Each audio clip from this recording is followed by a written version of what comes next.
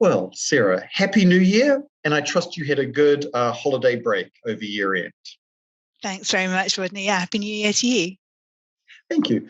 And of course, the new year means an opportunity to talk about BEPS again.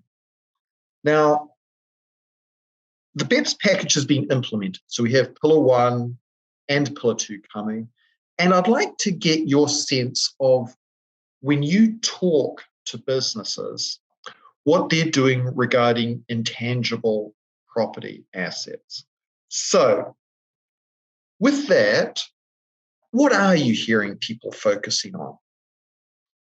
Well, Rodney, many people talk about IP planning, and I'm glad you haven't used the phrase IP or planning, because I don't like either of them. That we talk about IP meaning intellectual property, but actually it means a much broader range of intangible assets, really anything that's not tangible and not monetary and that drives value in the business. And we still have a global corporate tax framework that's constructed around legal entities. So all multinational groups, they need to have a strategy about where they hold their intangible assets. They need a strategy that deals with who bears the risks, how are the risks governed, who's entitled to intangible rewards, how is access to those intangibles granted to the other companies in the group that need it. So I'm very much seeing groups still focused on their IP strategy in that sense. Well, that's really interesting, Sarah. So that's certainly a well accepted way of looking at IP, intangible assets. But I think it's also fair to say that thinking about intangible assets has evolved over the recent past, right? Yeah, that's right. I mean, we saw the first BEPS project, which, can you believe it's nearly 10 years since that first kicked off in 2012. And that introduced the concept of DEMPI, so the control of risk around development, enhancement, maintenance, protection, and exploitation of intangibles. And now we're all used to that concept, right? It means that a company that owns IP and doesn't control those DEMPI risks is only entitled to an investor-like return. So groups need to align their intangible strategy with the way that their business is governed. Now, we've seen a few things evolve over recent years. You know, you think about Action 5 of the first BEPS project around incentive regimes. We've seen patent boxes and other innovation incentives impacted by the Nexus rules. Those create a benefit to aligning intangible ownership, not just with decision making, but actually with where the R&D is being taken on the ground, you know, the boots on the ground. And that's having a real impact on the way that companies are thinking about where they put their IP. Now, is there a benefit to co-locating it with where the R&D is done? We're also seeing organizations that manage themselves globally think that it's quite unusual to have all of the DEMPI risk in one place, right? There's often going to be a few countries, 2 or 3 at least, where groups have their senior decision makers. So there's an element of flex that's needed in their IP model.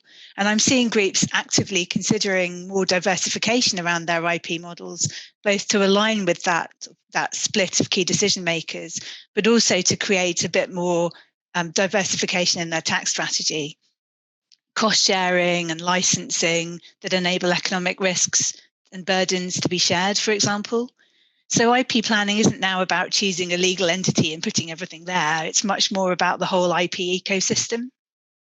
And it's interesting, Sarah, because that point you made about different decision makers being in different locations, almost just a reflection of the world we live in today with COVID and the flexibility people have to live almost anywhere in a remote working world.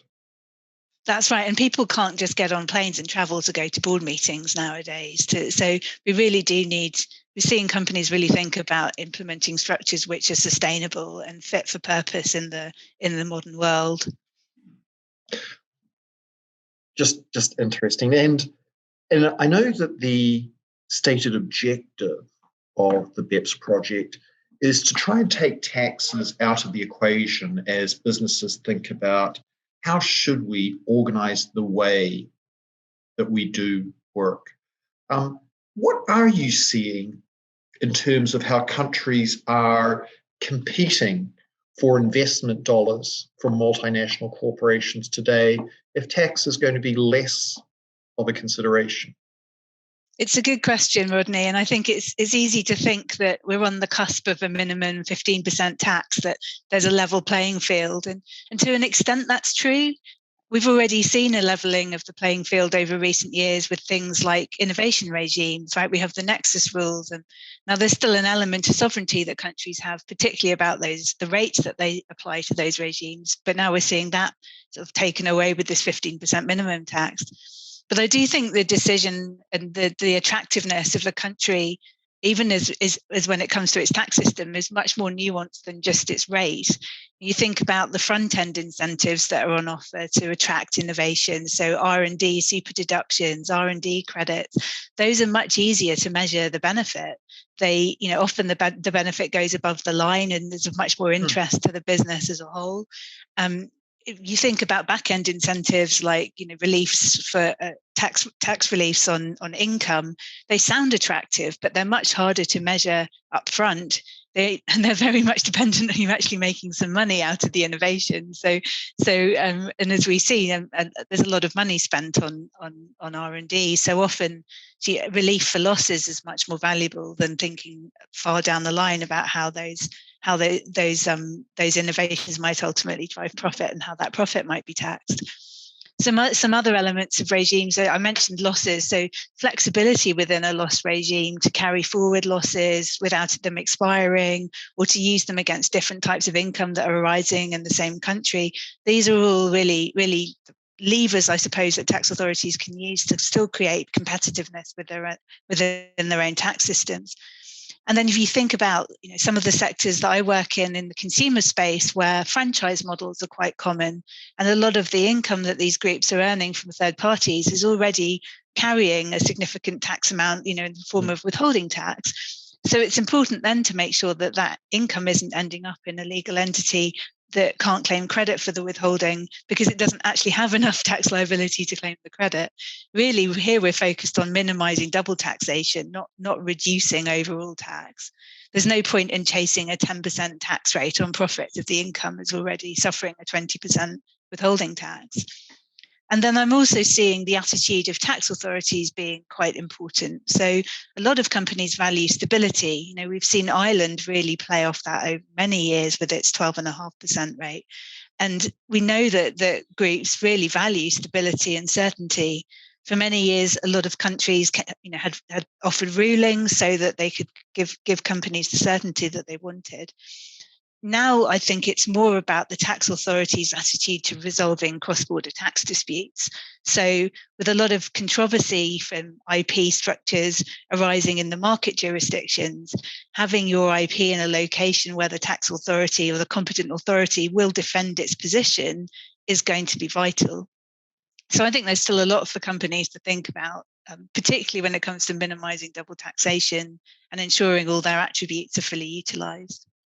Well, it's a very interesting point you make, Sarah, about the minimization of double taxation. And even though my question was on how are companies competing, given that the BEPS project is intended to take tax out of the equation, really what I'm hearing you say is, if anything, it's become a more nuanced exercise for multinationals to look at this. First of all, what are they doing with people anyway? Let's start with that.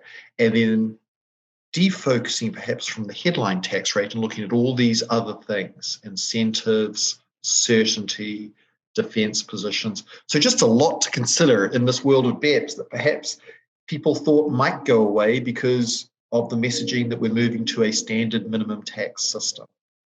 Yeah, that's right. I don't think there's a playbook anymore, Rodney, but that doesn't mean that there aren't lots of solutions out there, and each of them is relevant to each particular group's fact pattern. So still lots to think about and lots to talk about. Well, fascinating discussion, Sarah. I can see that this must be keeping you very busy as we continue to march down BEPS implementation. So thank you for your time today and stay COVID safe. You too. Thanks, Rodney.